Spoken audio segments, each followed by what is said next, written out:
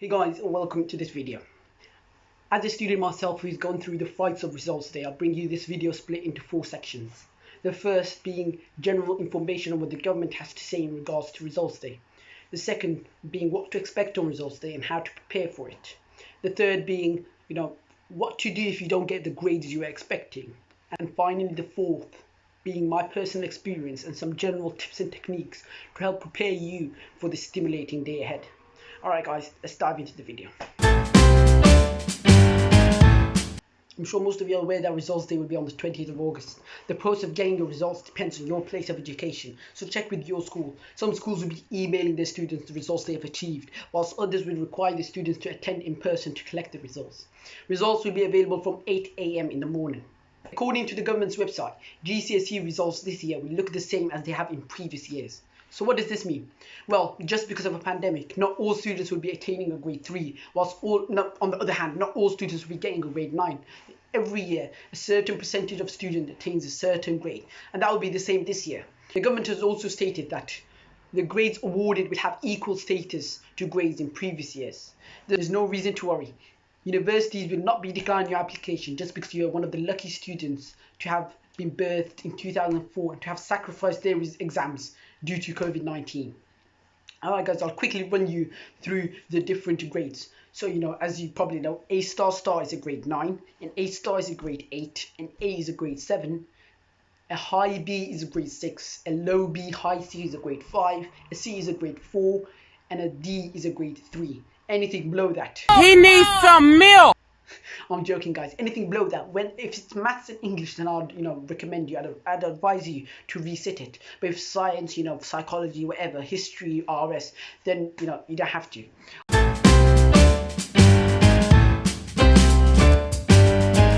Remember to take your mobile phone and the phone charger, because on results day you'd want to make loads of phone calls to family and friends. You want to take pictures and also tell the whole world on social media how much of a Lisa Simpsons you are.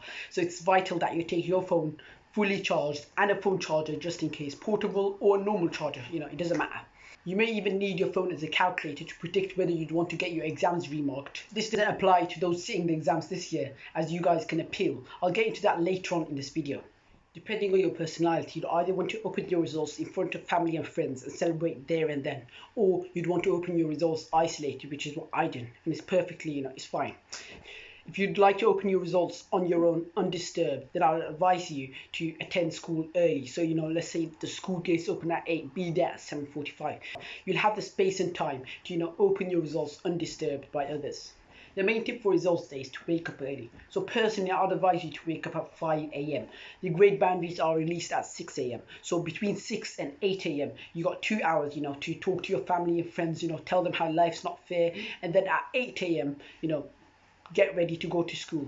The most vital thing is to have a really good morning routine on results day. That's the most vital thing for your mental health and well-being. Just have a really good morning routine on results day.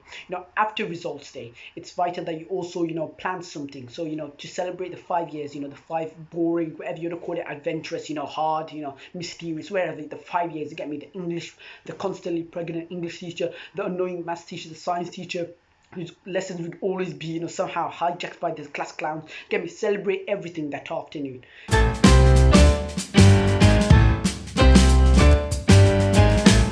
Well, because the exams were cancelled, if you're not happy with the grades awarded to you, then you have the opportunity to resave the exam in November 2020 or next year, summer 2021, which means that you're going to have to take a gap year.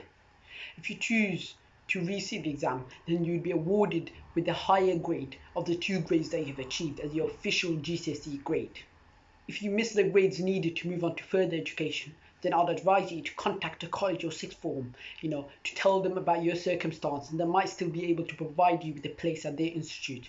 If they, completely reject you, then I'll advise you to contact other colleges and sixth forms or attend in person for a quicker response.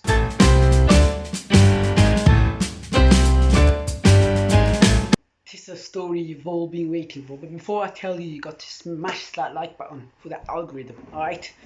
Yes, my results day was just as terrifying. I remember waking up at 5 AM in the morning, running to the toilet, running back, running out the rooms, just getting prepared. for 6 a.m. Well, I went on my laptop and checked the grade boundaries. I remember seeing physics, which was pretty high. Then I was just agitated for the next 2 hours. And then I ran to school at 8:30, where I was one of the first people to collect their results. I was really happy with what I achieved. So that whole afternoon was a big celebration that, inevitably stole GCSE and education out of my mind, which is what I advise you guys to do also. Okay guys, I hope the video is beneficial. If you like the video, then like the video. If you don't like the video, then still like the video. Alright guys, take care. Peace.